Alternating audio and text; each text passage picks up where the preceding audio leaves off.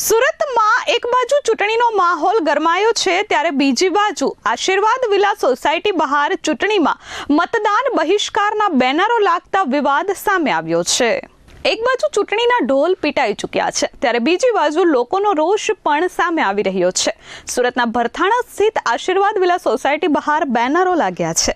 Ward number 22ના ઉમેદવારો અને રાજકીય પક્ષોના પ્રવેશ પર પ્રતિબંધ લગાવવામાં આવતો હોવાનું બેનર લાગતા વિવાદ સામે આવ્યો છે। બેનરમાં લખાયું છે કે ચૂંટણી પ્રચાર માટે સોસાયટીની અંદર પ્રવેશવું નહીં।